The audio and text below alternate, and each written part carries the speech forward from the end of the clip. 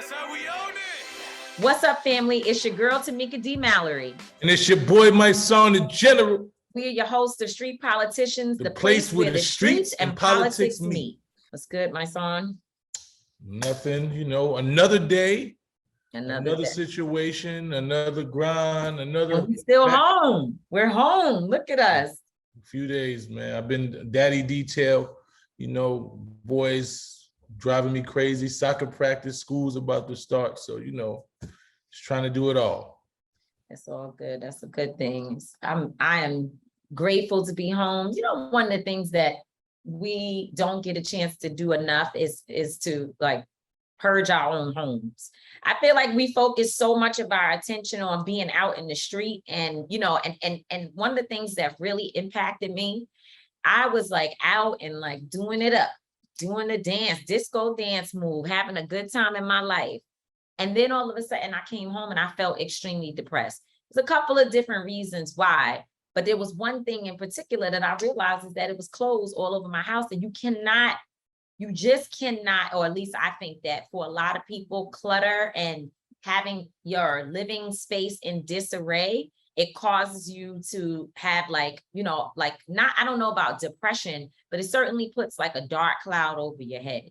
And so I took some time for the last few days to just start purging and getting rid of stuff. And there's so many things that we hold on to as hoarders. You don't want to get rid of, just certain things that's taking up space in your life. And it's, it's time. I guess that rule applies to everything. Purge, get rid of things that don't serve you. So that's what I'm doing. Sounds like a plan. I always have an issue with clutter and mess. I hate to come home and just see mess. So I immediately, once I walk in the door, I could leave my house messed up, but as soon as I walk in, I just start cleaning and picking up stuff and picking up after, just grabbing everything and telling the kids, y'all gotta clean everybody. I just get into a thing because you're right about that. You can't really think, as a creative individual, as an artist and a creative, you need clarity to be creative, to think about things. So whenever I'm in a creative mode is when things are organized and straight and things are not messy. I can't really be creative in that type of mode. So it's definitely time to purge. And like you said, it's not just stuff, it's things, it's people, it's ideas, it's negativity. You gotta just separate yourself from all of it. You do, and I think you can't wait till spring, right? People say, oh, spring cleaning. No, you have to, in between, not just seasons, but seasons of your life, seasons of just things happening in your world. You have to purge and get rid of stuff that doesn't serve you well. Because I think we as a people, I think it's people in general, but I'm Black, we Black, so we talk about Black people stuff. We hold on to everything. We take so much personal. We have so many issues and challenges that we're facing. And when you have that plus chaos in your personal space and in your life, I think it doesn't help me, I know for sure. But one thing I did do, everybody that we could think of that's a Black person who is, I guess you want to look at the people who we just experienced sort of in the Martha's Vineyard space as folks who are looking for the other people who are like-minded to build, to grow with, and try to figure out, okay, the summer is coming to an end, and now we're meeting in this place where we enjoy one another, but we're also talking about funding for organizations, elected officials, panels on ways to be more supportive, women's issues. Every organization you can think of is in Martha's Vineyard during Black August.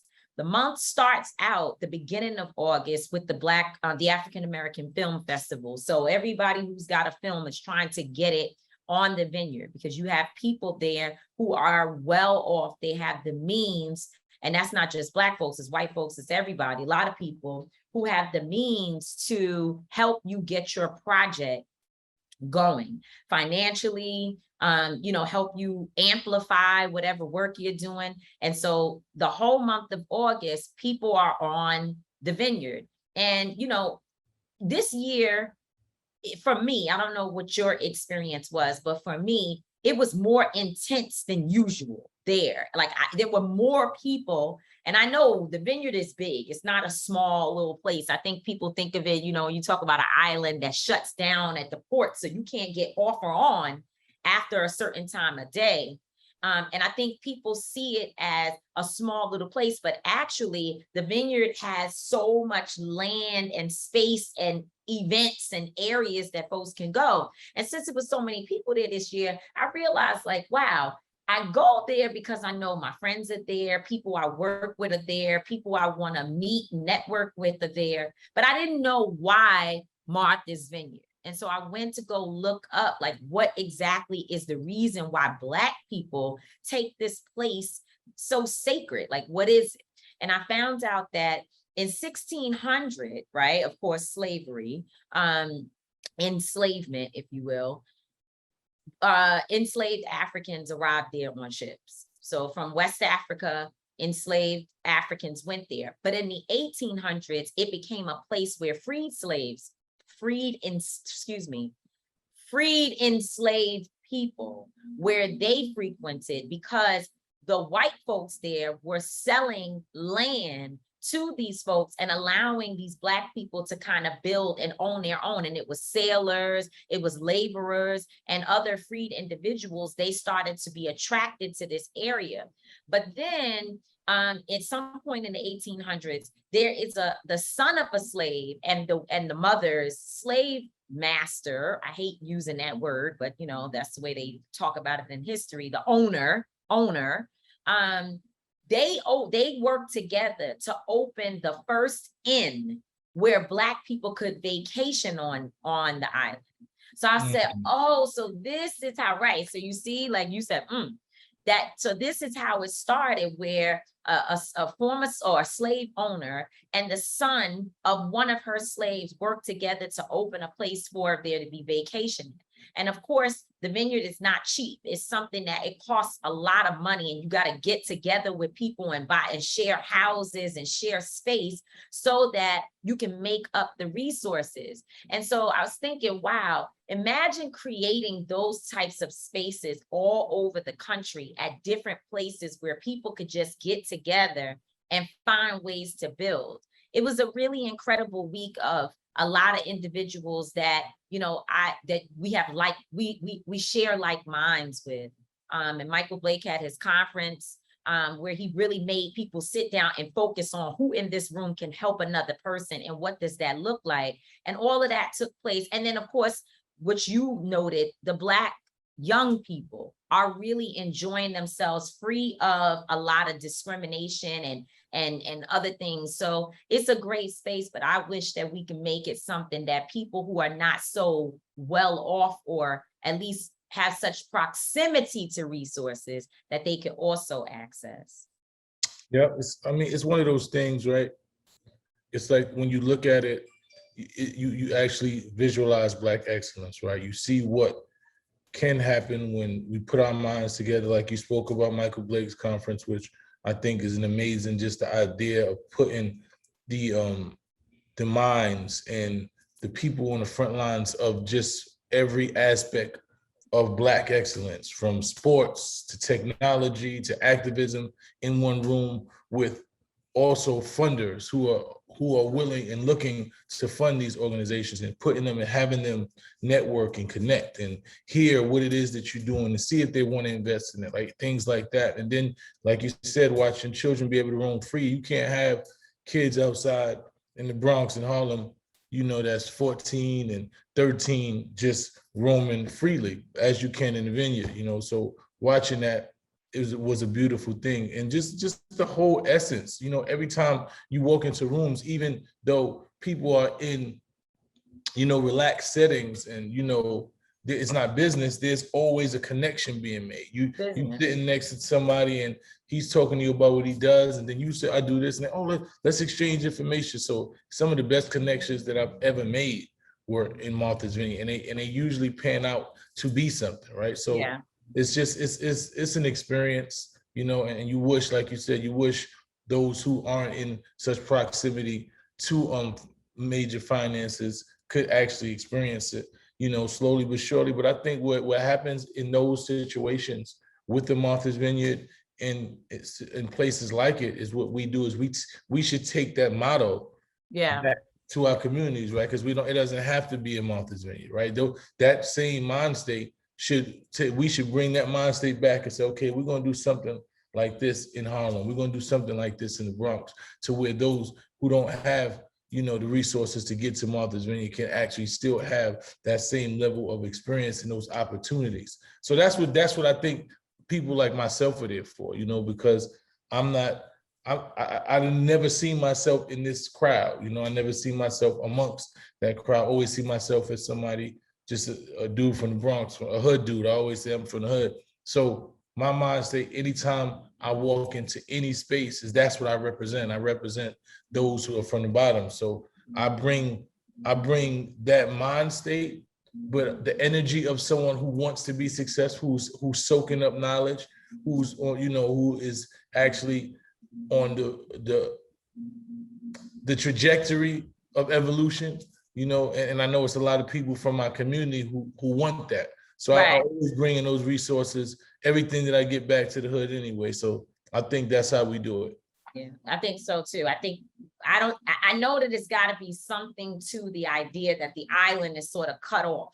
So you can't go in or out. So that's why young people can roam freely, but we would have to look for spaces where we could literally, and there are groups, especially when you think about the crisis management system in New York that does the anti-violence work. They try to take young people on buses to the woods, to, you know, great experiences, to the Hamptons, to different places so that they can have another experience. And that's something that it's just what I came home with. I came home with studying more about Martha's Vineyard and why the hell did I just spend all this damn money to be there?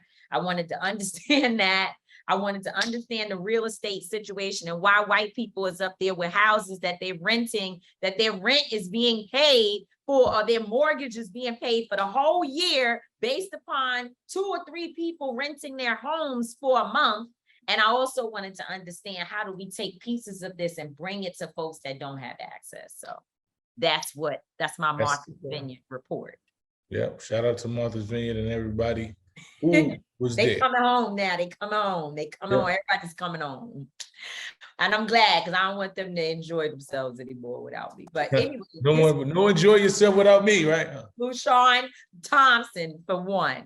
But you this week did something that I thought was extremely important, timely, and it was just, you know, like, yes, like, go get feet to the ground. When things happen, that's what we are. That's what we're known for. While I can't say, I know there are many organizations out there that do incredible grassroots work to deal with violence. But I know that's also a big passion of yours. I did it for many, many, many, many, many, many, many years, going and being there in the midst of some serious trauma that I did not have all the solutions for. What I came away with was that I needed to help figure out how to fund it. And we did that, you know, and now over $100 million in the city of New York is going to grassroots organizations that do violence intervention and prevention work based upon, when I was out there in the street, I'm like, what is my role? What is my role? I knew I wasn't going to be able to go out there and tell Johnny not to shoot Ricky. That wasn't something that I could do. They don't listen to me in that way, but I knew I could bring influence and resources. And that's what I did. What you do is something different, which is the young men in the street, they have a lot of respect for you. And I just want to commend you guys. It wasn't just you, it was several people who hit the community up to try to protect folks there just this week. And there's still work to be done. So please tell us all about what happened and what prompted you to get out there this week. Yeah, this week it was tough. I woke up on Tuesday morning, and I seen a video, and it showed an elderly woman crying, an elderly Hispanic woman crying, and she was saying she was from the Bronx, and that some teenagers had beat her, and they hit her with sticks. And then there was another another elderly woman talking about how they threw her to the ground and stomped her, and she had to protect herself. And the man saying that they said they was gonna come burn down the building, and I was distraught. I couldn't, like, tears immediately started falling from my eyes, and I'm like, Sad. they beating up the elderly, teenagers beating up the elderly people, and I, after I got myself together, I was like, look, I'm gonna go live about this because I need somebody to give me some understanding of this. I want to know where this is in the community because the video hadn't stated exactly where it was. So, I put out a video, and then I put out, a PSA saying I just wanted to know where the community was. And within minutes, people started saying, this is where it is. At that point, my brother Kwame, who is I think he's a pastor. I don't know exactly. I know he's a pastor. He works at a church. But he also works with one of the organizations. I forget exactly which organization in the Soundview area, which is part of the CMS movement. And he hit me and was like, this is what we're doing. Sister Ms. Brown, who works with RTG, and she said that she was supposed to be meeting in that area. I think they had something going on earlier, but I know I seen the 4 o'clock, so I immediately put out a call to have everybody meet at 4 o'clock. And when I got there, the response was so many people out there that that wanted to build with the community and figure out what's going on. There was this whole thing because we said we pulling up, that we was going in there violently, and we was going there, and that was never what it was about for me. It was about trying to figure out what the problem was, why our elders being abused, and to protect them. We weren't going there to violence, but we weren't going to allow anything to happen to them. And we started to build with the community.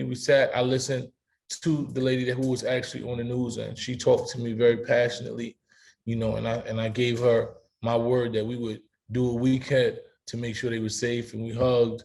And a lot of violence interrupters, all of the organizations was there. We released the GRIP, Guns Down, Life Up, SOS. I don't want to miss anybody, but it was pretty much a lot of people was there, and they all came out. And then we canvassed the neighborhood in which the area they said that the kids had came from. And I built with a lot of the older G's, who weren't okay with it, and said, no, this, we're not okay with it. And a lot of them I know, and they wanted to build with me, and we actually brought them and the elders together for a conversation in which they said that they were going to meet up after that. After that, some of the CMS groups that I know had promised that they were going to canvass the area and patrol the area for the next few days, to make sure. Then shortly after that, shout out to my sister Vanessa Gibson, the Bronx Borough president, reached out to me earlier that day too, because she hadn't known until she seen what was going on in my video, and she said, wow. So they went out there, and as a result of that, they hired a security firm to patrol the building and protect that building. So along with CMS individuals and people like myself who will still be patrolling the area just to make sure and building, just to make sure that the community building, because that's what it's about for me. It's community building. It's not about us. None of these kids, nobody that looks like me from my community dealing with the same struggle that I have is an enemy of mine. They're all my friends, and they're all people that I love. And sometimes you have to chastise. Sometimes you have to call out people that's doing the wrong shit, So I don't go to communities as being the biggest, toughest person. No, I go there standing on principle. And anybody who stands on principle knows that you don't do anything to elderly. Everybody respected that. So when I went in the community, we was embraced with open arms, and they respected that, and they wanted to figure out how they could solve all of these, because a lot of times it just be community issues, and it be lingering things that go on for a while that nobody knows about, and that community knows about. And I think we're on the road to healing with that community. But that being said, this has to be a nationwide thing. Watching us brothers come together and patrol that community, brothers who are from the street, brothers who formerly incarcerated, former gang members, current gang members, all of that, just walking through the streets and building with the community, saying, yo, this is our community. Let's take this back. Let's make sure that the elderly is safe here. And everybody was on that time. but they don't hear it said. So a lot of people just mind their business and they sit in the cut, but it's the day of minding your business and watching people being taken advantage of and elderly being beaten and kids being shot. That's not okay no more. So I think it's time for a culture shift, and that's what the Boycott Black Murder campaign is about. That's what all the work that we've been doing is about, is building with the community. And because the community is the only thing that's going to save the community. I say this all the time. The police, and a lot of them are not bad people. They're doing their job, but their job is not to prevent violence. Their job is to lock you up. Their job is to fill quotas. And, that's our job. Is we have to be the preventers. We have to be the first line responders. We have to be the violence interrupters. So, shout out to everybody. But this movement of Boycott Black Murder is going to be moving strong. And we want to galvanize all of our resources and all of our allies. We need y'all to join this movement. We're looking for strong individuals, females, males, everyone to be a part of this organization, man, because ain't nobody coming to save us but us. Well, thank you for what you did. And I'm sure the elders there appreciate it. In other news, in other stupid news, because even that story that you're telling about what happened in this community, and one of the questions that I should have asked you, but I didn't, so we've already moved on, is what about the young people, right? Like when you talked a little bit about it, when you said, you don't see anybody as your enemy, it's more so about bringing them together, figuring out what they need, right? But still, I don't care if you have nothing, if you don't even have bread, if you don't even have shoes to walk on, you don't hit nobody's grandmother. We have to figure it out, but you can't be out here attacking elderly people, because guess what? I think that's what the problem is. I think there's a culture, like I said, coward culture, that is being celebrated. And these kids are just following what they see celebrated. They look on this internet every day and they see negativity being spewed and celebrated, millions of views, people glorifying them. Next thing you know, they look like they're rich, they famous. So these kids are chasing fame, they chasing the clout. So they doing what they see and they think it's supposed to be the thing to do. Well, it's because because at the end of the day, what I was going to say to end that point is that most of these elderly people in this particular community, they're struggling just like you. You know what I'm saying? They're going through some of the same things. They just trying to survive every single day, just like you. So that is unacceptable. The culture encourages stupid shit. Like, for instance, and I'm so glad to see that the internet converged to stop Capitol Records from doing something dumb. And trust me, it's not that they didn't know what they were doing. It's not even that they didn't know it was wrong. But what they hope is that you so busy worrying about whatever else, and you're so docile and willing to accept anything, that we don't do anything or say anything about it. I wasn't gonna say shit because I just don't have the energy to fight every direction. But it was completely outrageous for this AI, which is artificial intelligence, character, whatever, artist. I can't even call it an artist. Effing Mika, which, by the way, the mere fact that you would even call it Mika is a disrespect to me and other people who carry the Mikas, the Tamikas, the Shamikas, Black girls. Okay, it's disrespectful to create this stupid looking shit and say that it's an artist and you signed it as if it is a human person. You signed it. And then they come out talking about they dropped it. No, you didn't drop anything, because in order to drop an artist, it has to be a human. Okay, what you did was you canceled some stupid shit that you was trying to pull a wall over people's eyes. And they can't just be no. It had the artist or the shit, I'm gonna just call it the shit, being beat up by the police. What are you talking about? Police don't beat artificial stuff. They don't beat computer programmers. Real people, yeah. They beat ass. I mean, I really try. I said, I'm not nothing about this, but it's just some real stupid shit. And so when the culture starts shifting towards idiot, what do you call it? Idiocracy. Idiocy. No, idios. I don't know that word. Idiocracy. I don't even think that's a word. I don't think idiocracy is a word. But anyways, towards stupid shit. I know how to say stupid shit real good. When the culture starts shifting, when the culture starts shifting towards stupid shit, then you're gonna have situations where kids think that they can just do other stupid things. It's not like it gets contained. It doesn't get contained. It's not like, oh well, that's stupid, but this we can't, we gotta be morally and soundly proper. No, stupid shit just becomes the order of the day.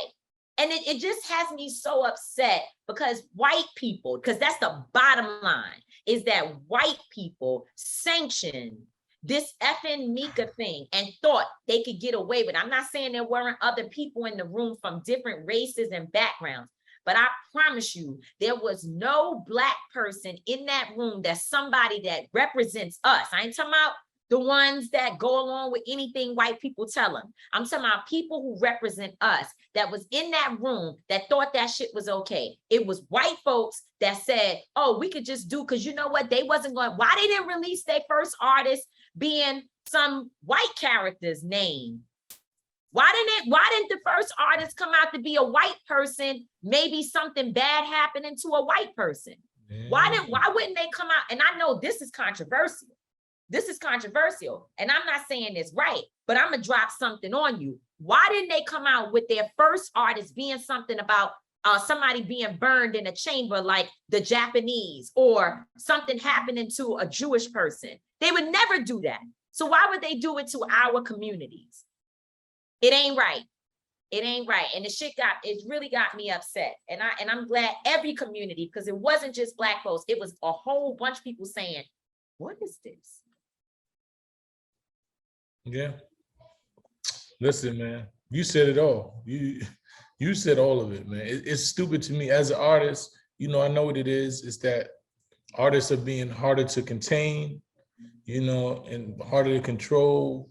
And a lot of these young artists are independent, and they not just letting you take all of their rights and take all of their shit no more. So now you want to sign virtual people that you can completely control, that you own all the rights to. You get to dictate, and if you get enough people in the media to go with it, then they control the whole narrative, right? And they make it seem like it's the new thing to do. So they can eliminate us. If they can eliminate us, they can just control everything, eliminate us and make all the money, and don't have to, can have our culture, but don't have to have us. They would been doing that. If they could completely take the culture from us and don't have us involved and no empower us, they would been do that. So this was an attempt, and I'm glad that the world seen through it, and Mika is no more. If people listening could see me with my eyes in the back of my head, like they flipped all the way to the floor on the backside, like, please. Anyway, moving along, let's talk about our topic, which is, can the Biden administration ever do anything for us? And I'm really speaking to myself. I am. My thought of the day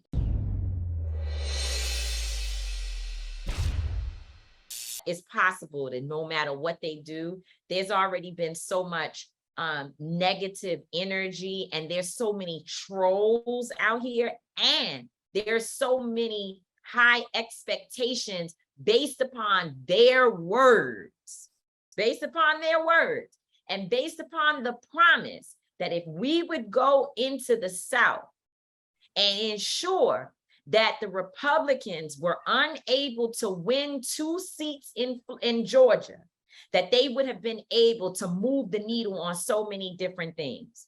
That's what they said. Said they was going to do something about marijuana. They said they were going to do things about racial equity. They said, which was the thing that we fought for the most. Most people, if you ask Black people, and they do studies all the time, because they think we just make shit up.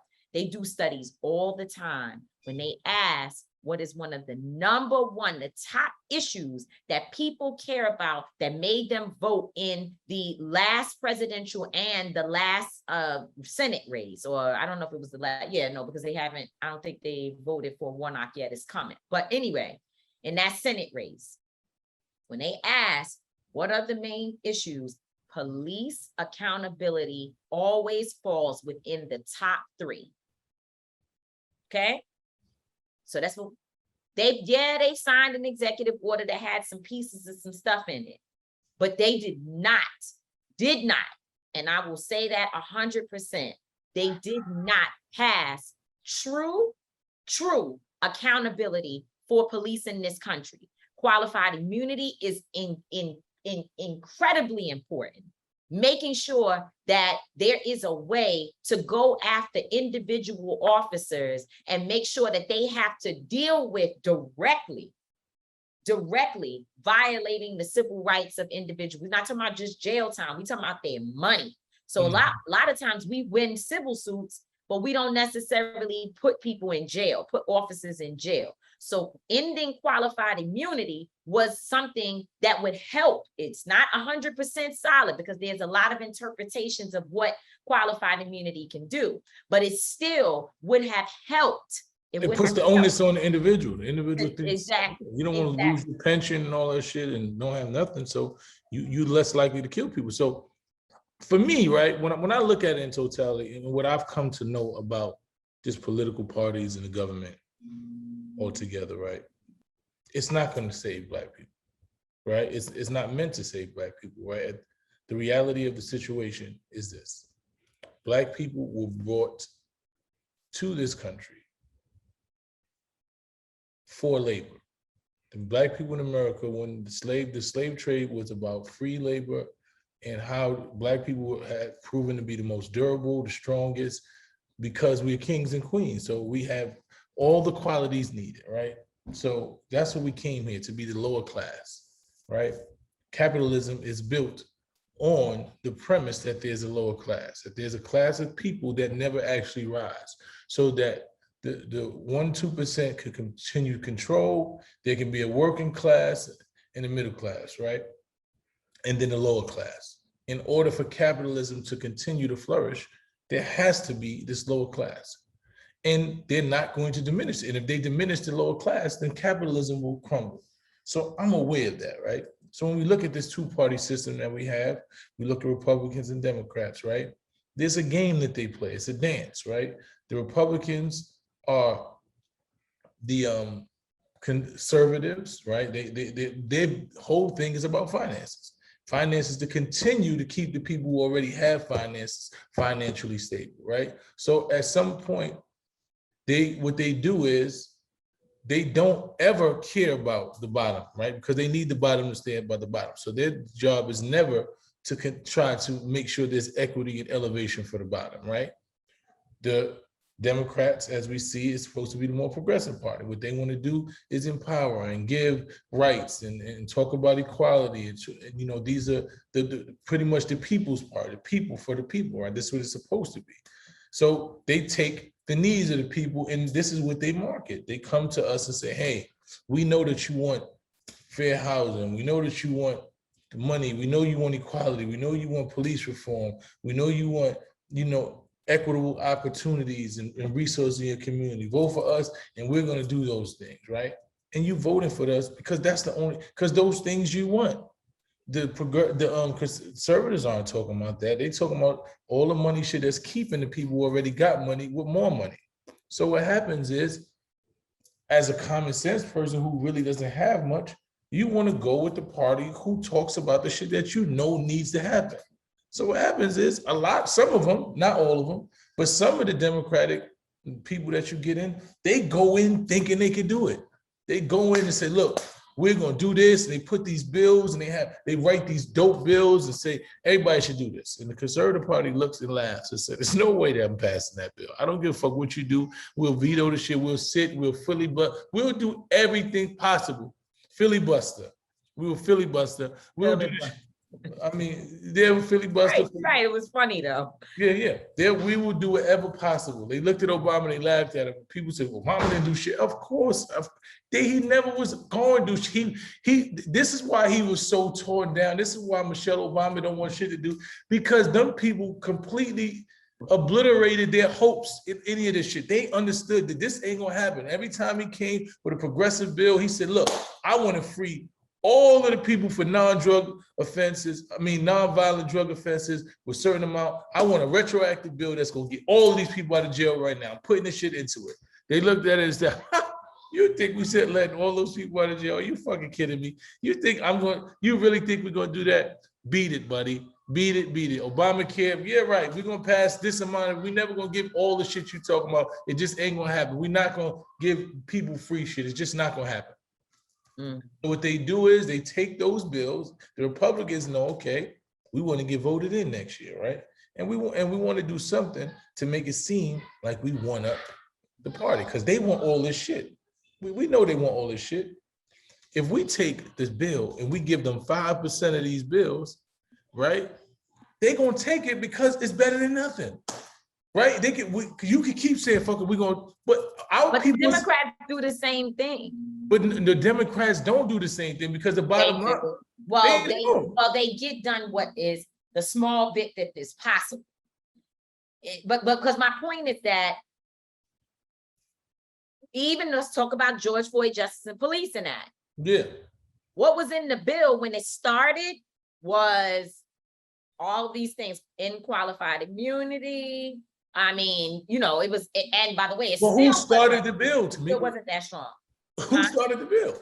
No, I know. I understand that Democrats introduced it. And the Republicans took the bill and gutted it, and they killed all the way to the bottom. That's what I'm saying. That's what they do all the time. But they also still, when you have somebody like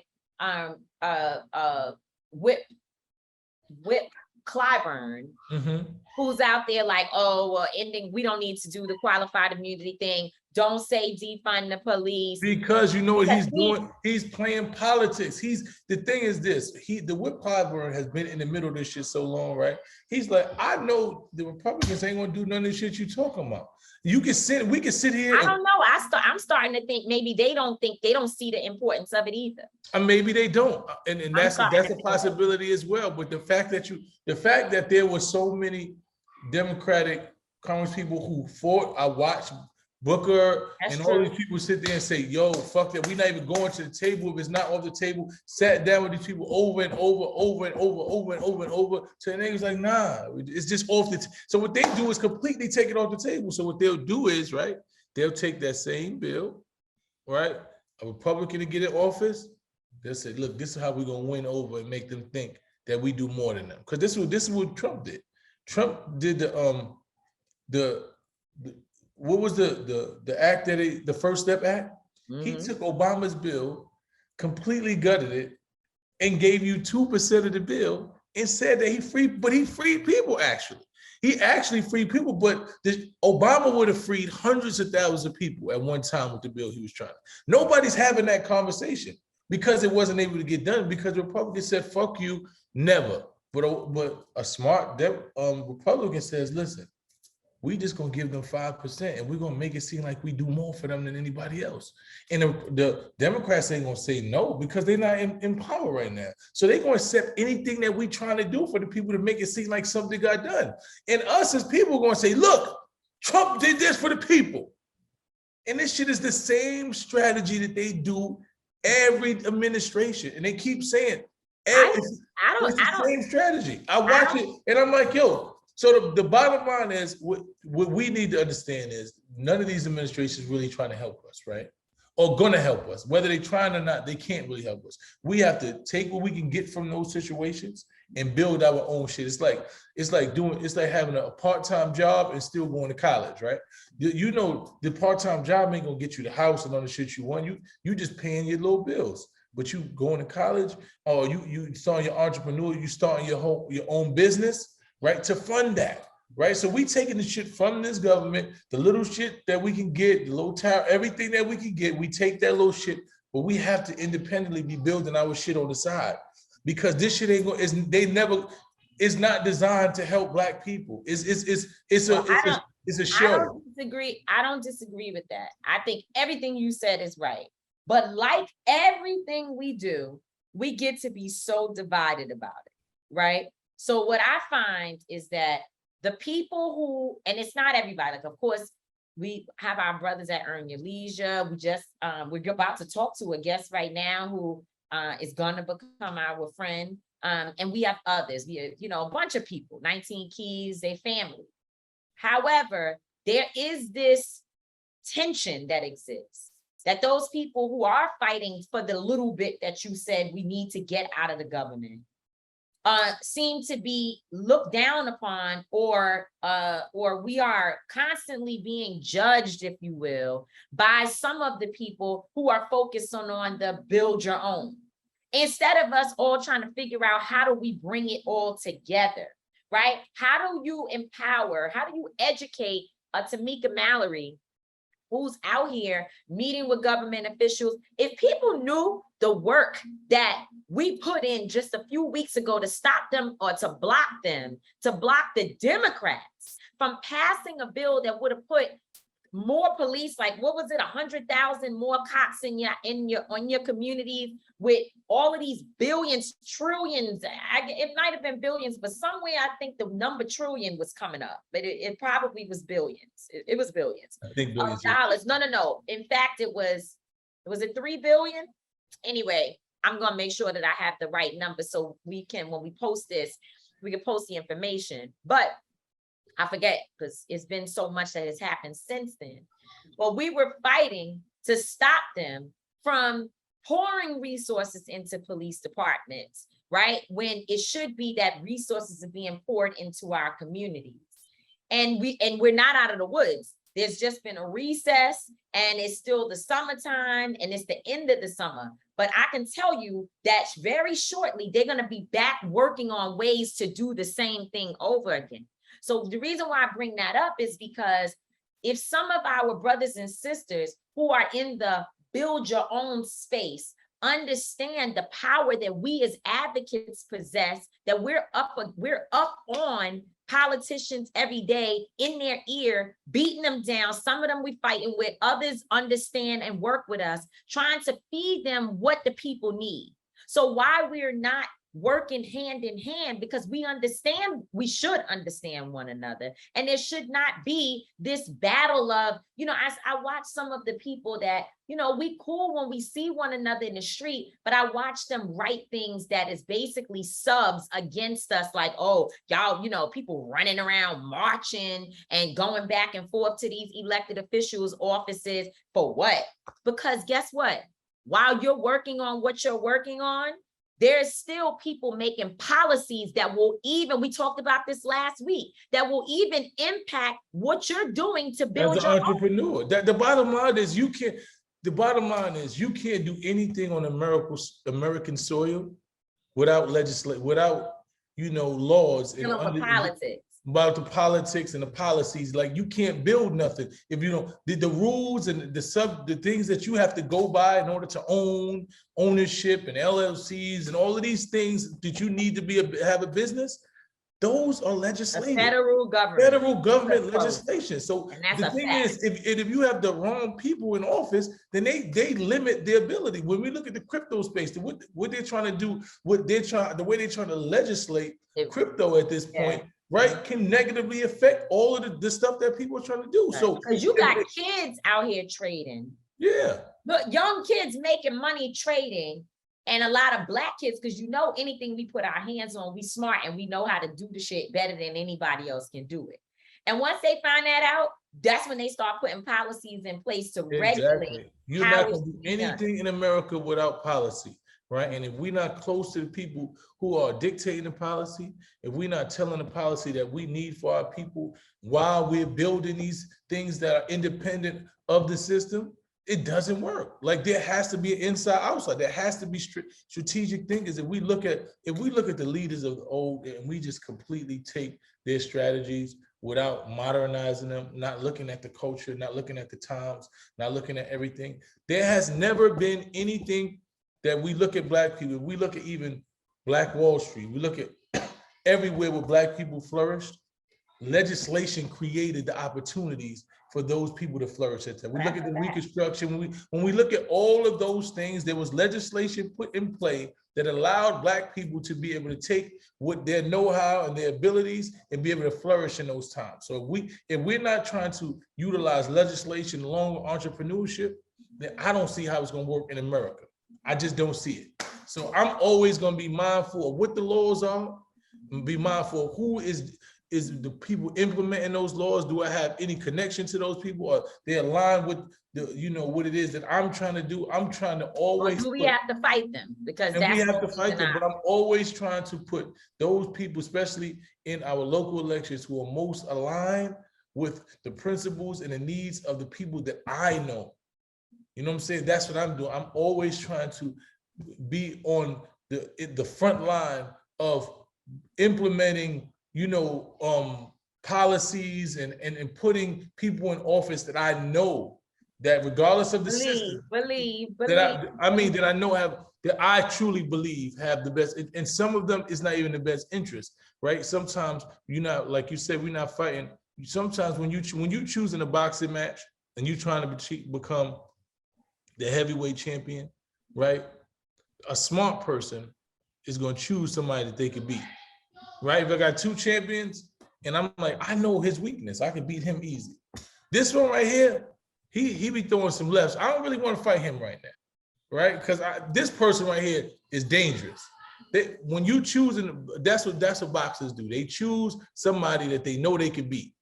They choose the easiest victim, right? Especially when it's life or death. If it's just in the sport, if it's just a sport and I want to fight the best competition, cool.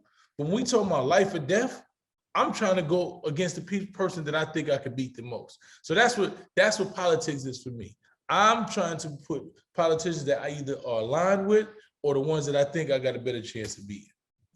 I guess that's true. Well, listen, we about to bring a guest on and figure out what are the things that need to happen so we can build. Yeah, but fight and build. Because what made me think about this topic? It was like, people was like, yo, they don't want to pass the Emmett Till bill.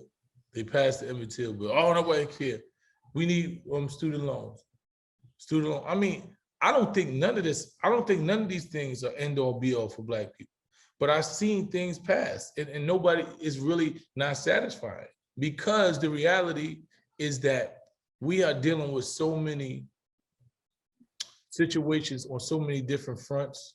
We have a multifaceted reality as Black people. Well, we're starting from a very, very vulnerable place, and so therefore people are looking for there to be leaps and bounds, not incremental, little positive steps. They want leaps and bounds, and they would be right. And I feel the same way. But I'm not going to be inflexible. I'm not going to be a person who is unwilling to acknowledge when something happens that is being done properly. And I also know that there are people who are saying, well, the only reason why they're doing this is because of the all right, Scott.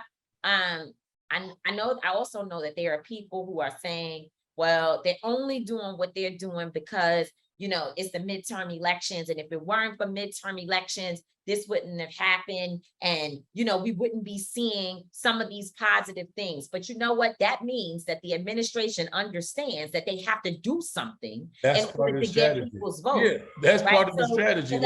So that's not a bad thing. Yeah, because the midterm elections is coming up, they're working to try to ensure that they get our votes. That is exactly what they're supposed to be doing. That's the strategy. We need them to work for our votes, and right? They should we need work them to understand. And that's why we should keep putting feet on their necks and keep on pushing and letting them know nothing is enough.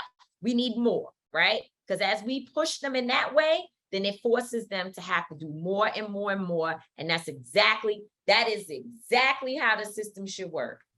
Exactly. It's working. We're moving it in the right direction. If you want my vote, give me something for it. That's right. So listen, all of the people in the comments, our listeners, people paying attention, what do you think? Do you think that there's anything that this administration could do to get the favor of the people, or is it just a lost hope? Give us your comments. Comment and let us know. So we are really excited that today, for the first time in a while, you guys are getting to hear from somebody who is not our friend yet. She will be after this show. We're just getting to meet her. Now, the running joke on this show, as you all know, is that we got all our friends that do amazing things. So the next time y'all hear from Shonda, we're going to be saying, Shonda Martin is our friend. Right.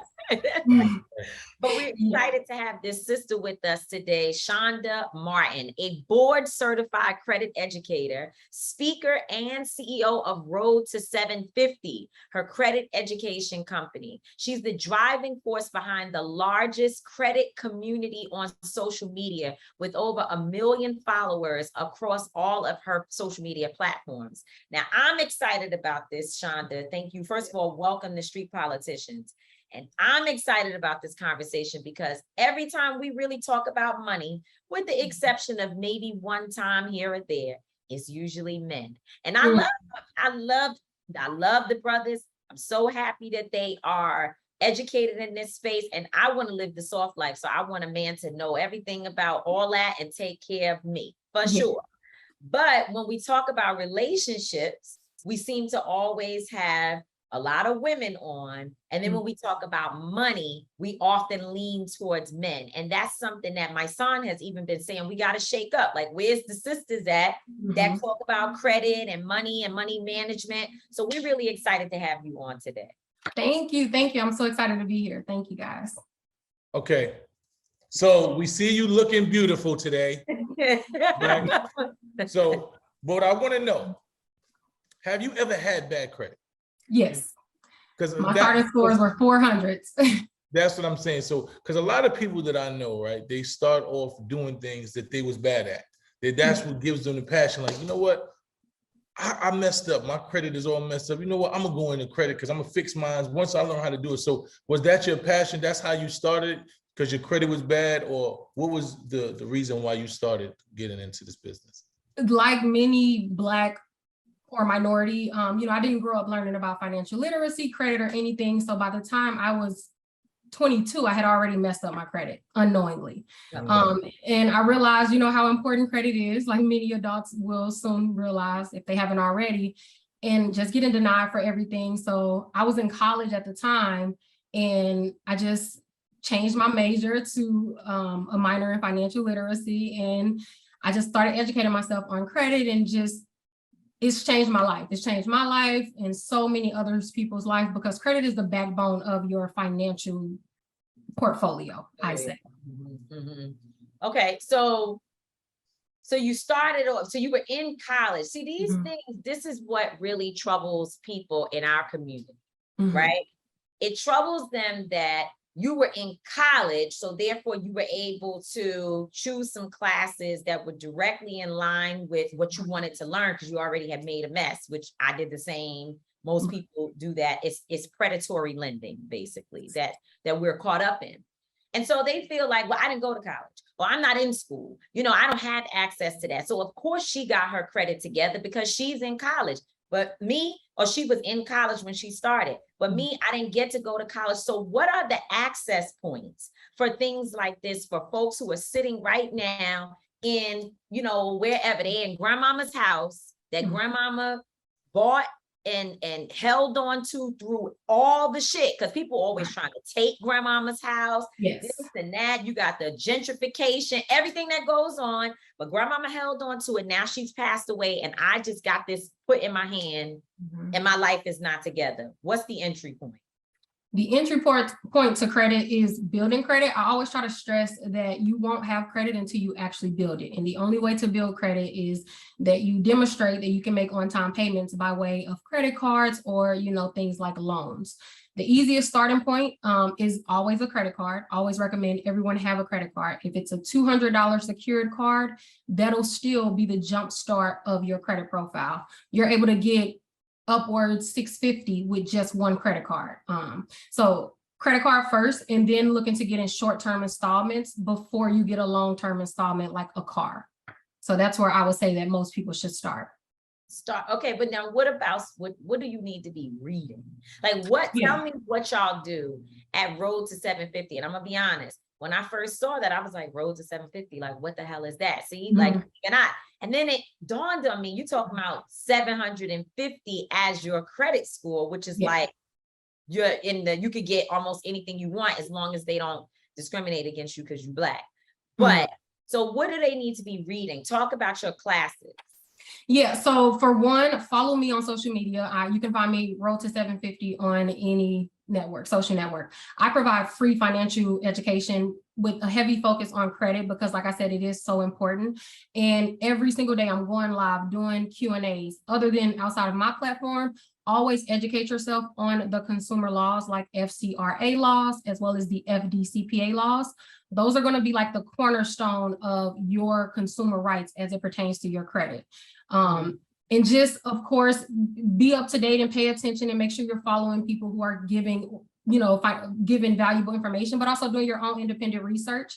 Talk to your local bankers, talk to your community, and because it's your responsibility to educate yourself on credit. Even if you were not brought up learning about credit as an adult, absence of the law is no excuse, so it is your responsibility to educate yourself. So you need to make sure that you are reading the news articles, just like we had this big thing with student loans that just happened, as it pertains to credit in the news recently. Just always be up to date on what's going on out in the world and, just banks and financial institutions. So I got two questions. First of all, you just stated what's going on with the news with the credit and with the loan forgiveness. What do you think about that? I think it's a start. I'm very happy that it was passed because I know that it'll provide a lot of relief to so many people. Like if we think about numbers, on average, the Black American who has student loans has about $50,000 in student loans, whereas our white counterparts only have about $10,000. So when it comes to things like student loan forgiveness, I find the lack of empathy in a lot of people because they just don't realize the importance of what college played in the Black community. For so many, we were taught that that was the only way that we'll be able to advance socially, socioeconomically.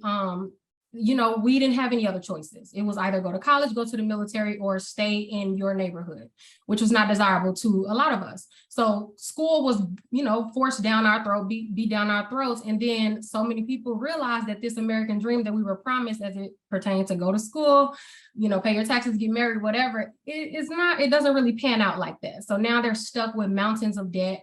40% of people who have student loans doesn't even have a degree. So they're paying back debt that, of course they can't utilize. I like it. It's a start and I like it. And I paid off my student loans and I'm still not mad that others are receiving support for relief for their student loan. That's good, because I was about to ask you, did you pay yours off? So that's good. At least yours is paid off. What do you think? I wish I could say the same. Yeah, you still out here working. So what college did you go to? I went to Hampton University, graduated from Hampton University. HBCU, okay. So what do you think are one of the biggest mistakes that people make with credit? Not building it and not having a credit card.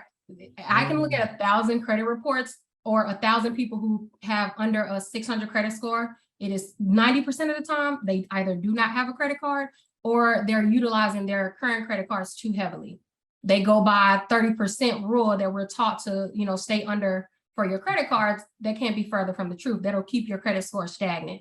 Credit cards are so powerful to your credit profile that if you just reduce your utilization, your usage to under 10%, your credit score will literally skyrocket. Wait, so that's. But that's something I never knew that. So if you reduce to under 10%. Yes, 10% is the magic number. So like I said, we're taught 30%, which is the industry standard. I always call that the safe number. I liken it to like getting a C in school. You're not at the top of your class, but you're also not failing. You're just kind of there. That's what reporting a 30% utilization on your credit card does to your credit report. It'll just keep your score there. You may gain 5 or 10 points here or there, but if you want to see a real change in your credit score, lower your utilization to under 10%, especially before you are applying for anything like a home, a car. Do that 30 to 45 days before, and your credit score will rise. It'll maximize the credit points that you're able to get for credit utilization. See, that's another problem that we have with all of this information. Yes. Is that people are sending very mixed and wrong signals about what should be done, and not signals. We're getting Rock solid information. Not correct, because I have been told two things: put everything on my credit card, and then before the end of the month, or before the due date, pay it all off, right? And not all of it, but I always have, I leave, like, let's just say, because I have really high credit card expenses, and I'll tell you why. I book all my travel, which is a lot of travel, right? Of course, that's hotels, cars, security. That is, just a lot of things, meals, everything in terms of how I have to move every day can be on my credit card. So at the end of a month, my credit card bill could easily be $20,000, right? Now, I'm not going to talk about what the limit is, but it could easily be $20,000. Yeah. I've been told by people that that's the right way to do it. And let's just say that that's in the 30% tile of my limit. I don't know what I'm doing something wrong. Let me tell you, because this is also where, as you were mentioning, misinformation. This is what most people don't realize about credit cards. Your actual balance only matters one day a month for your credit report. That is your statement date. So the day that the billing cycle closes, your bank will send your balance to the credit bureaus, and then that is what your utilization will be for the next month until it updates again, right? So throughout the month, as you stated, you are supposed to put everything on your credit card. I live off my credit cards. It is not unusual for me to have 20, 30, or even $40,000 months, especially, as with business and stuff. Everything goes on my credit card. I fly for free. I have not paid for a flight for myself nor my family over 4 years. That's why everything should go on your credit card. But as long as you take care of that balance by your statement date, at least 90% of it, because again, you remember we want to be under 10%. So take care of at least 90% of whatever you spent throughout that month before your statement date. Your utilization will forever be low, and you can still use your credit card to its full potential. Because we have available credit, you should be able to use it and benefit from it. Of course, that's what I'm saying. Because I've shifted away from my debit because I didn't want a credit card. I was like, if it ain't, we've had this conversation many times, my son. I'm like, if I can't pay for it in cash, I don't want it, because then, but I was so much younger. Yeah. Now that I'm an adult and I understand, and, credit card, like there's a meme that's going around that says, if you're not grown until you buy 4 tires at the same time for your car. Like, you got about 4 tires at once. I agree. And so I'm grown because I have had to do that. And so now I'm listening. Okay, this is what I need to do with my credit cards. And you're right, my credit score is stagnant. It's not really it's increasing slightly, but I think that's what slowly. I'm doing wrong. Am I waiting until the statement date? Like, because I'm so glad you asked that question. I'm just so excited talking about credit cards, because listen, okay, this is exactly what you need to do. So let me break it down just for the audience sake. There are 2 important dates. Break it down for me, because I need there are 2 important dates for every credit card that you have. So you need to just get a spreadsheet and write down these 2 important dates. Write down your due date and then write down your statement date. Again, your due date is when you have to take care of at least your minimum payment so that you can avoid any late fees or any late payments, right? The due date is really for your bank to see how much interest that they can legally charge you. Because anything that you carry over past your due date, you have to pay interest on, right? So your statement date, again, is when your billing cycle closes. So any payments you make after that point, or anything that you spend after that point, is on your next billing cycle, right? So what you need to do, because it takes about 2 to 3 days to post any payment for most credit cards, just to be safe, I would always recommend to lower your balance below 10% at least 3 days before your statement date. Like, make sure you pay that, because again, some banks will take about 2 to 3 days for the payments to post. Any pending charges will go on your next billing cycle, or any pending payments will go towards your next billing cycle. So if you don't catch it at least 2 to 3 days in advance, you may miss this payment. Of So the then- statement date. Statement date. And where do you find your statement date? All you have to do is look on your credit card statement and look at the day, the cycle date, the cycle end date. So they'll have a span of 30 days, whatever month you're in. It'll say like this billing cycle is from July 7th to August 8th. August 8th would be your statement date. So I'm paying on August 5th or 6th. Right. Yeah. Pay at least Okay. 2 business days in advance to give it time to post, just so you're safe. Do not spend anything on your credit card the day before your statement date or your statement date. So there's 2 days in every month that you should not spend on your That would credit be the card. 7th of August and the 8th of Right. August. Don't Yes. spend anything. Don't spend anything. Now the next day, you can run your credit card to the absolute limit. And as long as you pay it back by the statement date, your credit report will always look like you are the most responsible consumer ever. That is the trick. Do that. If you catch your statement dates before they post next, you'll see that your score, especially because it's been stagnant, you'll see that you'll get a few points. You'll get a few points depending on what your utilization is now. Let's say if it's around 30, I'm just saying for the average person, if they lower it from 30 to 10%, of course it depends on what else they have on their credit profile, but they can be up to 30 points alone, depending on, like I said, other factors of your credit report. But it's a really big difference. If you don't have credit, like if you only have maybe 1 or 2 credit cards, that's going to make a huge difference in your credit profile. So yes, that's the trick. Always knowing your statement date. And one thing that you said, I wanted to touch on, if I'm not kind of rambling on, but We want to hear this is the show where we learn from one another. Good, So yes, because you said that the information is so mixed, and even if you log into your bank app or your credit monitoring app, they will tell you 30%. All I'll say about that is imagine who that 30% benefits. It benefits your bank, because again, they're charging you interest on that 30%. It's a safe number for them. They're not losing so much money to where they can't recover. So the limit is 30%, but they're also gaining so much money because people are not sure when and where to pay off their credit or off their credit cards. So it's a safe number. So as long as you report that or even higher, your credit score will either decrease or just become stagnant. That's dope. So tell us about this program that you have for high school.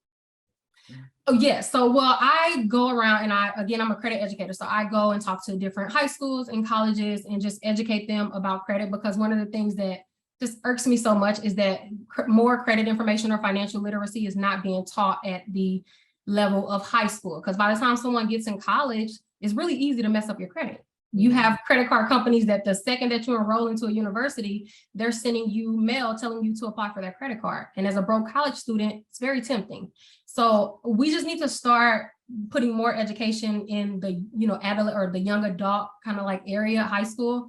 And so I'm making my mission to go and teach them free of charge for high schools.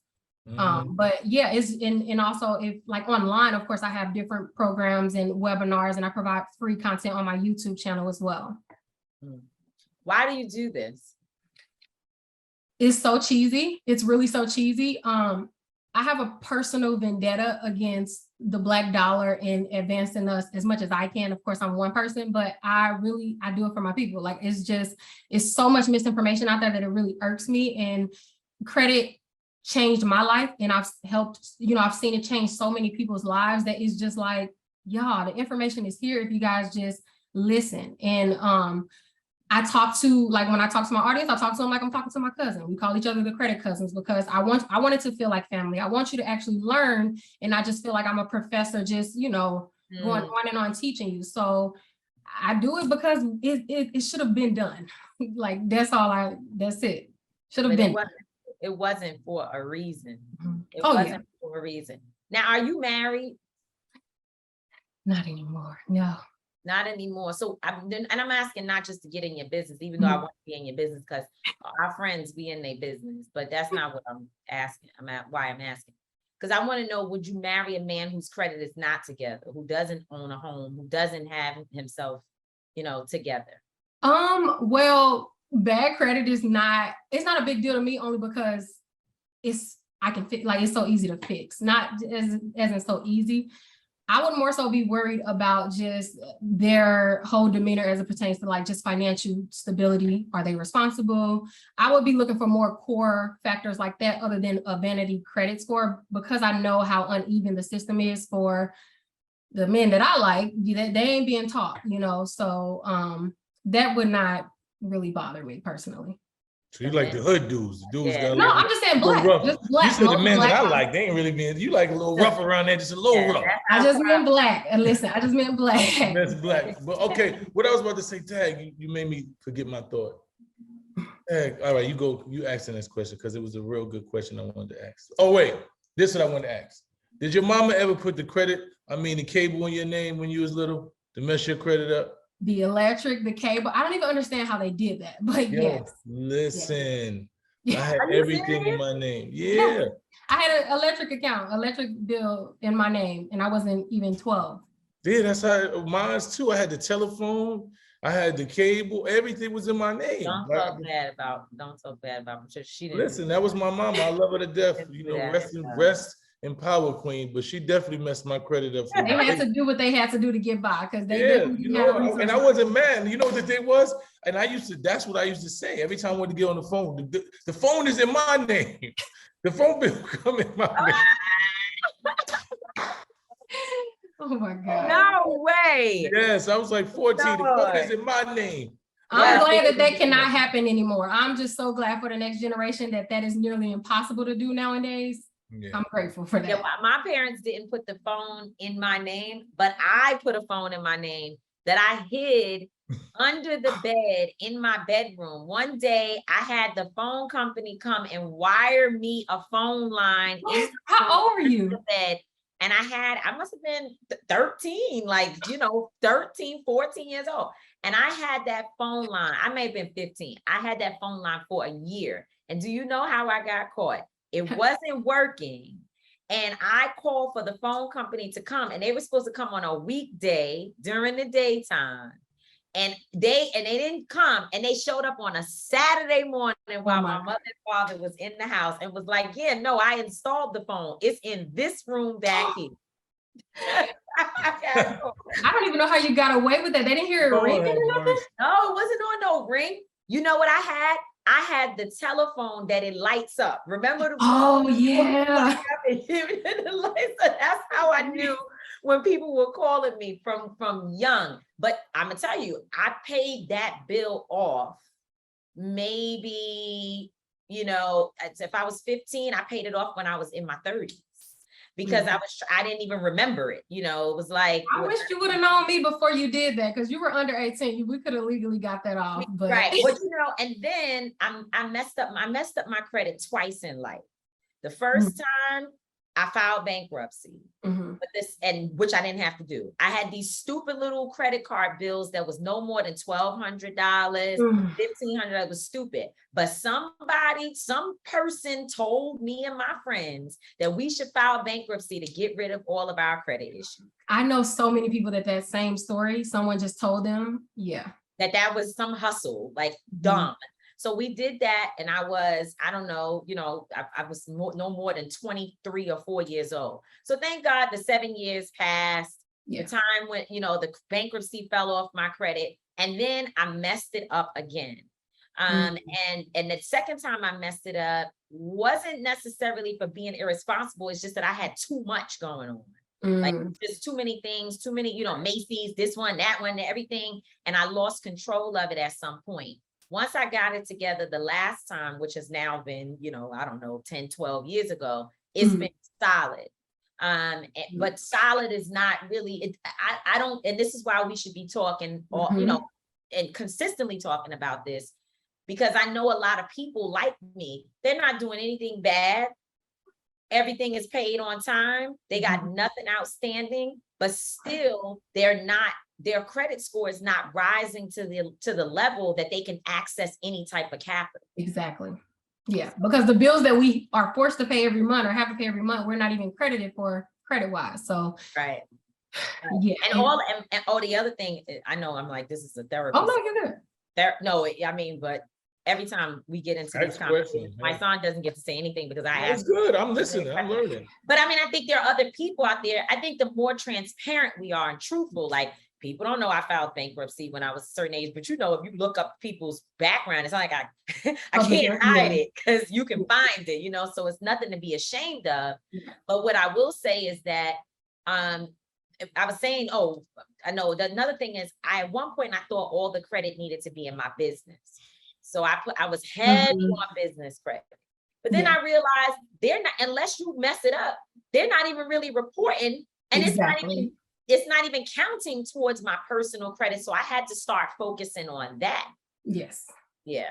So it's a process. It is. And so many people, they either prematurely file bankruptcy or they just don't do anything. Like they don't have any lines of credit or anything reporting to their personal credit profiles, and they just have no credit. And I tell people, no credit is the same as bad credit.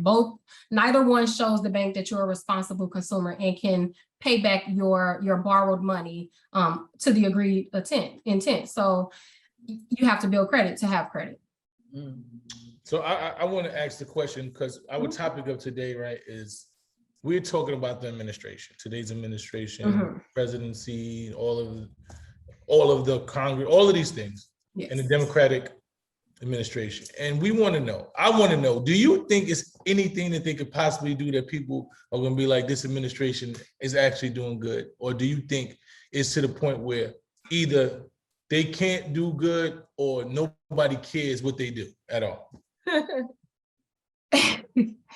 I think that so many people have just given all hope up, you know, because of, rightfully so, you know, we were promised a lot that we did not get. But what I will say is, and again, we know midterms are coming up. So all of this could just be, I'm sure all of this is probably, you know, for that. But a lot of people will benefit from the policies that came out of this administration in terms of their credit report. With the medical bills being erased from your credit report or deleted from your credit report under $500, you know, and also with these student loan changes, it'll positively affect a lot of our people. And a lot of more people will be able to, you know, qualify, for home loans, because their student loans were keeping them from qualifying DTI wise, debt to income wise, for a home loan. So I'm all for it, and I'm happy that they're making these changes. Hopefully this is not it, but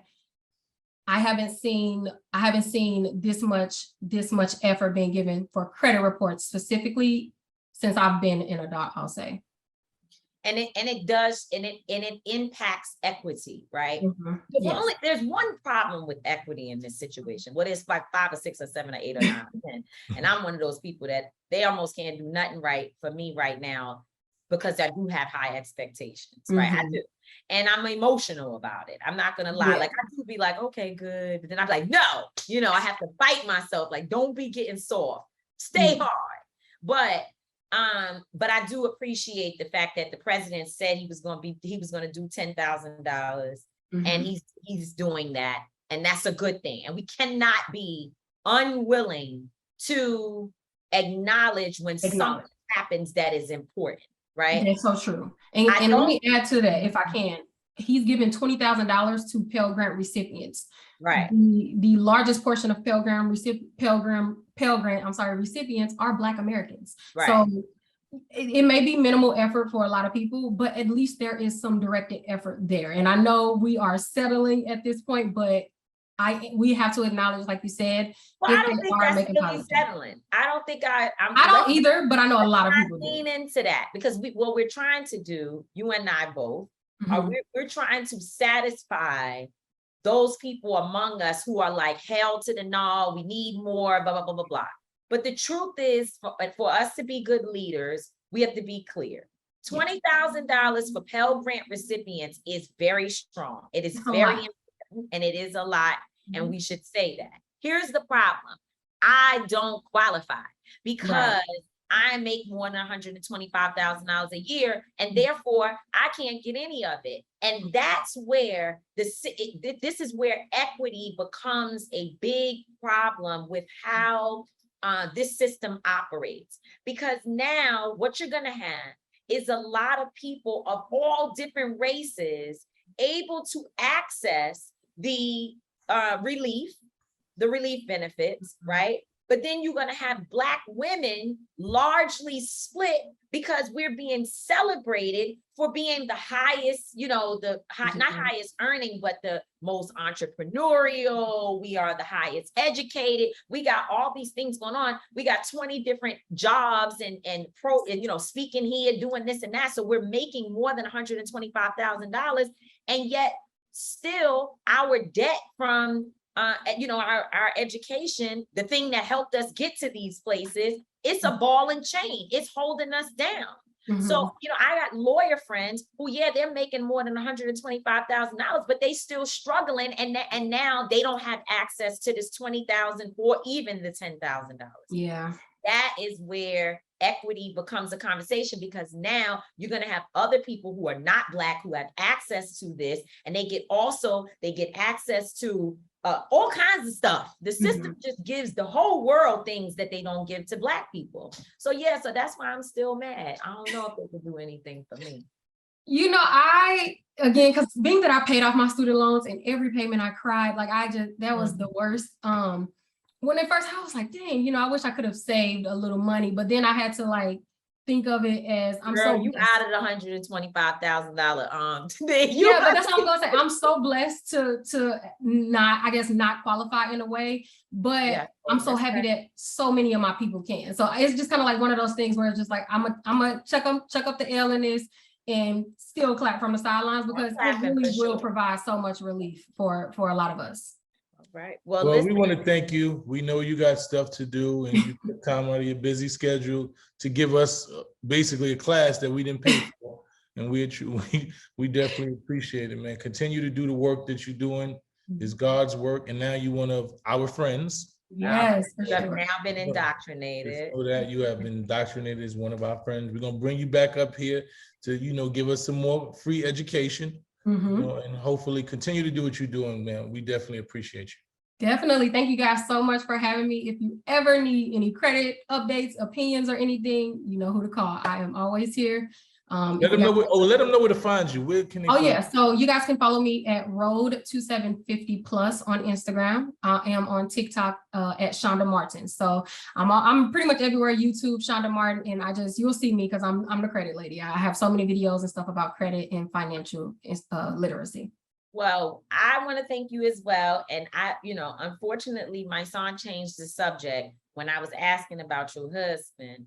But when you come back, no, for real, I would like to talk about what should a woman or man be looking for? Because these are things we also are not taught. We look for love. We look for lust. We look for great sex, great fun, great all of that. And then you end up marrying somebody and you haven't looked at how they deal with business, what's their relationship to money. Right. We don't know about any of that. We don't even know that's something that we need to be talking about, because people think cheating is the number one reason why people break up, but that's not true. Financial issues. Financial issues ruin marriages more than all other issues. And so I want to do a whole show on what should people be looking for in a relationship outside of love and all of that, that would make for a strong marriage or, at least a long-term partnership. Ooh, I'm excited for that. Yes, the conversation needs to be had. I am excited. Well, there you have it. Y'all set it up. We got Shonda Martin, thank you so much for being with us. Road to 750+. Y'all make sure y'all check her out. I'm certain I'm gonna call you. Okay. Girl, yes, anytime. But you guys have an amazing day. Thank you again so much. We should do a show on what should people be looking for in a spouse. I mean, I guess, do you have to have a spouse to have an answer to that? I mean, no. I mean, in a relationship, because I think it shouldn't wait for a spouse. I think the problem is, right, and I think that's one of the problems with relationships. People get into a relationship and think they're going to change it into something else, right? Find you the relationship before you try to turn the husband into something that wasn't there in the relationship. That's what people do. They find a husband that been doing nothing but hustling on the streets his whole life. Boom, boom. He been flipping a couple dollars, and they be like, okay, I want to be in a relationship with you. They date for 20 years, and then I'm for 5 years, and then they want to get married, and they want him to be a businessman. Look, you need to put a suit on. You need to go get you a job. You need to get your credit fixed. It don't really work like that, right? Why you gotta say a suit on? Like, who said anything about it? Don't matter. I'm not talking about that is not even the exact thing. You know what I'm saying? It's hypothetical, but it stands for something. But that's the way y'all think. Because you want him to change who he is. Nobody wants to change you. It is. It's women want to enhance you. No, the thing is, okay, but the thing is, enhancement means that you're not okay with what you already have. And the problem with it, no, it is. Because the problem, it is. Because if you have to enhance something, what you already have is not good enough. So you're trying to enhance it, right? So that is not true. It is. That is not true. It's like me every day. I love a lot of things about me. I just posted a picture. I love my natural hair. But I know that if I put me a few bundles in it, it's going to help me preserve my hair so it doesn't fall out when I'm getting heat for shows and this and that and the third. And sometimes it gives me a little extra. Okay, but my thing is this. That doesn't mean I don't like myself. Okay, but listen, I'm not saying you don't like yourself, enhancing. So what I'm trying to say is this. If you put the bundles in your hair and your hair didn't react to it, right? And you had to choose between your hair and putting the bundles in it, what would you choose? I'm going to choose my hair. Okay, so what I'm trying to tell you, the difference with that analogy is when you try to enhance a man and he doesn't do what you want him to do, you're like, yo, okay, we've been good, you did this. I think now you need to transition to this, right? If the man never made any, deals or told you he wanted to transition to that, but you foresee him being something that you don't want, that you want him to be, but it ain't in his calling or in his mind state, right? There becomes a push and pull, right? There becomes a you know what y'all say, stop falling in love with a man's potential and fall in love with exactly who he is. That's the exact conversation that I am now learning. Now, that was definitely a dope interview, man. Shout out to Shonda. She is amazing. She kind of cute too a little bit. So, and she's single, so somebody go out there and get married her, And she like hood dude. She tried to clean it up. She tried to clean it up. She is not kind of cute. She is very cute. Well, she's single and she like hood dudes. She tried to clean it up saying she like black dudes, but she said, I know what she meant. They know, so hood dudes want to get in her DMs, maybe you get lucky. But yes, it was a dope interview, very entertaining and educational at the same time. Yeah. So shout out to her. Go follow her. In depth. Very in depth. She gave us a little things we ain't know about that credit because we was thinking stuff. And that credit, man, if you don't do it right, you gotta do it right. Because I be trying to figure out, how my credit just dropped 30. Like, what is going on here? And it's be credit cards that you don't get. You think you putting it on. I'm like, okay, now I figured it out. So I know the strategy now. So it's gonna work out. But that brings me to my thought of the day. Talking about, we were talking about how you said she's very cute and all of this and that.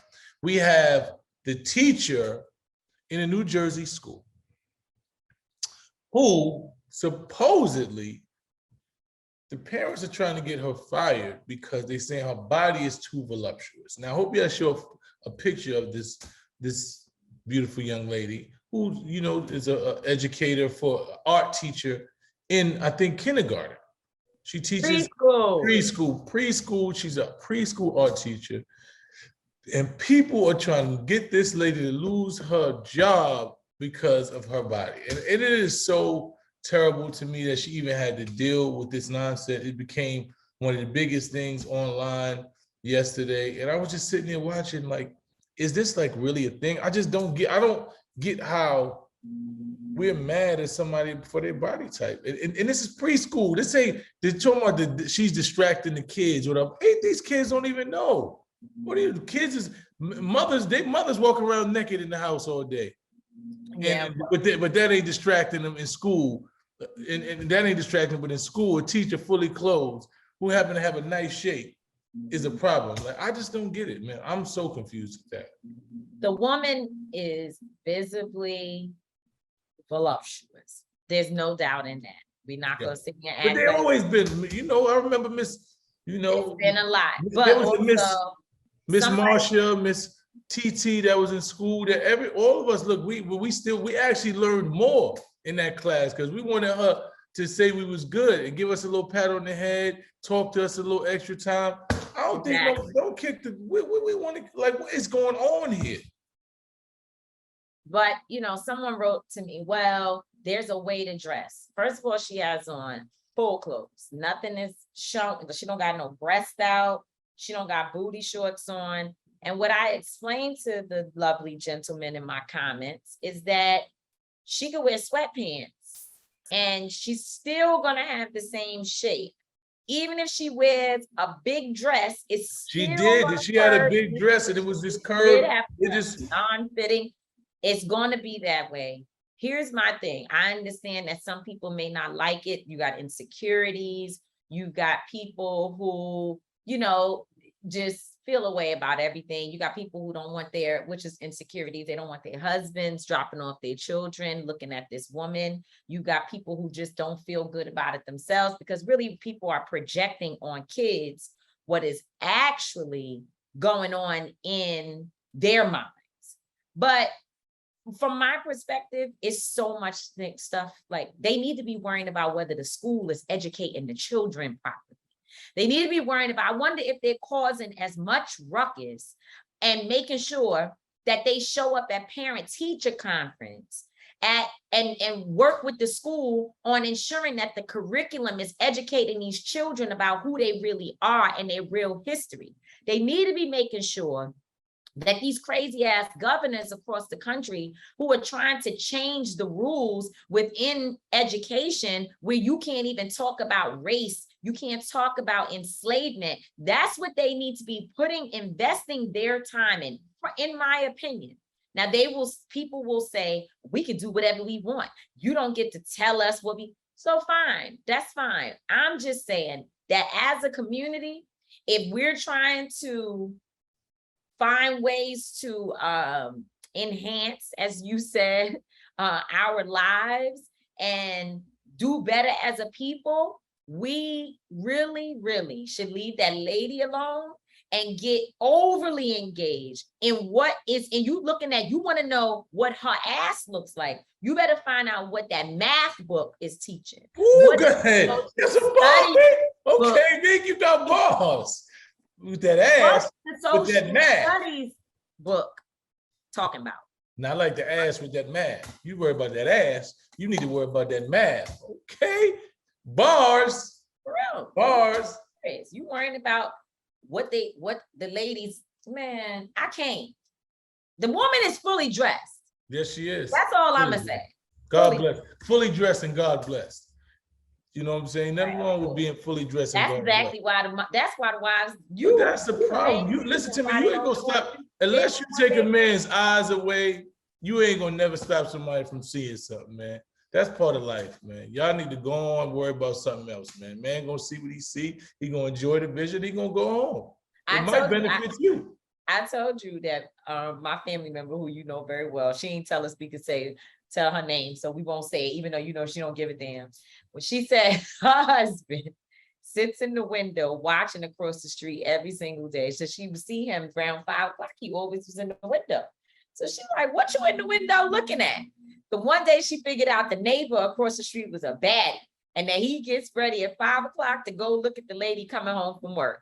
She said he was missing it because he was working on stuff in the house, and she went to go get him. Hey, don't miss it. It's 5 o'clock. Get to your window so you can check the lady out across the street. Yeah. Because you know what? At the end of the day, like, bruh, if that's what makes you, if we're going to do this forever, because they married. So if we're going to do this forever, for me to think that you're not looking at somebody else is crazy. It's asinine. You looking, and so am I. We all looking. And there you have it. And with that said, it's another episode of Street Politicians. I'm not going to always be right. Tamika Mallory is not gonna always be wrong, but we will both always be authentic. And ladies, stop worrying about what your man look at. Of course, he gonna see something, but you what he gonna be with. Salute. Listen to Street Politicians on the Black Effect Network on iHeartRadio. And catch us every single Wednesday for the video version of Street Politicians on iWomen.tv.